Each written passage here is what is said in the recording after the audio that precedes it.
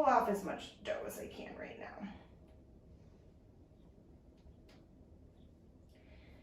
So for kneading, this step is really important. This is how we build up those gluten strands, which has the structure of our dough.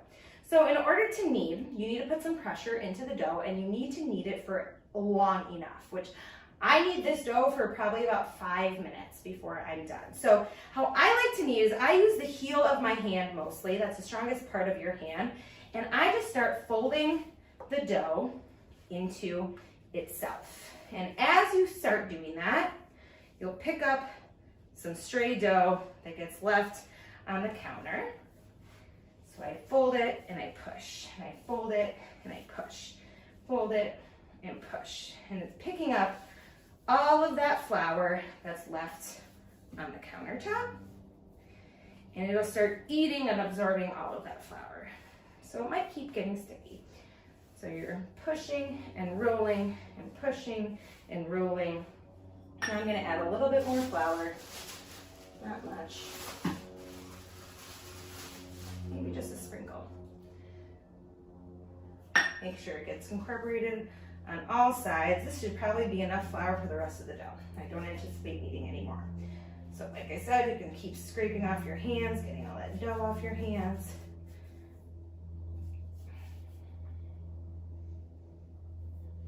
All right, so now we're really gonna get into the kneading.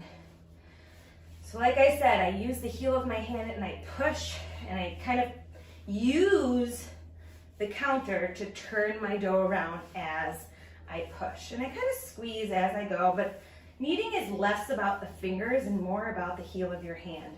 It's actually a good ab workout if you push from your abs. Baby's getting a good workout today, kneading this dough.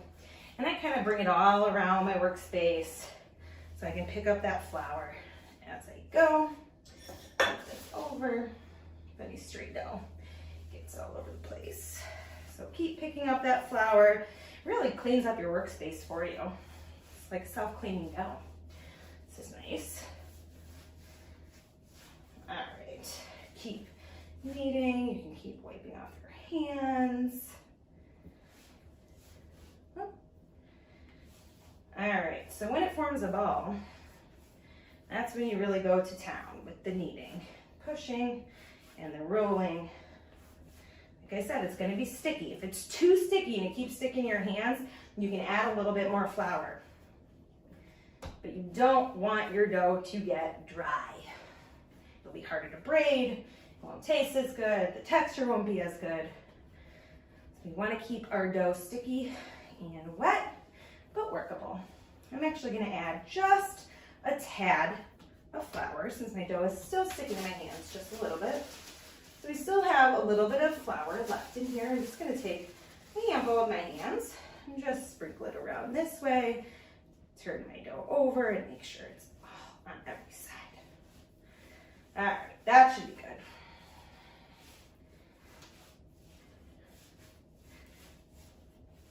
So like I said, you don't want to skimp on the kneading. You don't want to over knead your dough because it's like rubber bands. Those gluten strands are stretching and you don't want them to tighten up, but you need to make sure you loosen them enough so they can form their structure.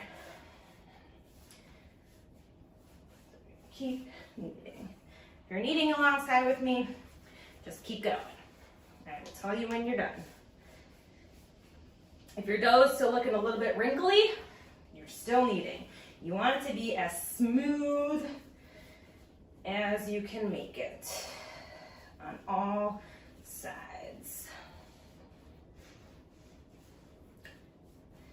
Just pushing it, and as you can see, like I said, the counter kind of turns it as I push. I love kneading dough.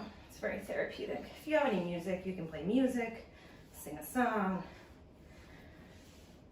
meditate, however you want to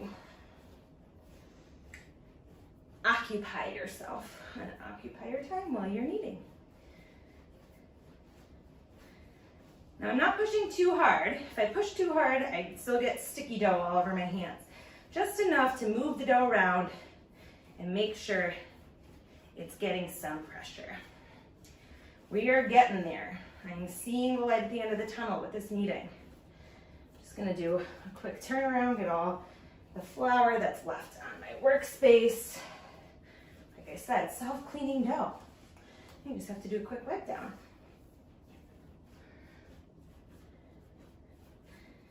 Looking good. It's a workout. All right, we are almost there. I'm gonna take another 30 seconds. Make sure it's fully kneaded.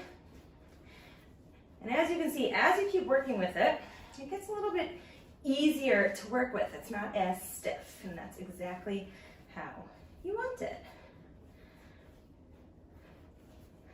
All right, about 10 more seconds.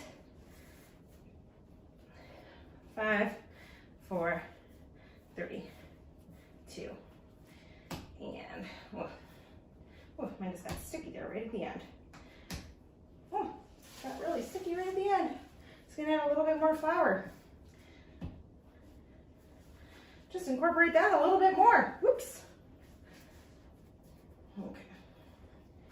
Now we should be good, nice and smooth. And it should form a nice ball, just like this. And as you can see, nice and smooth on top.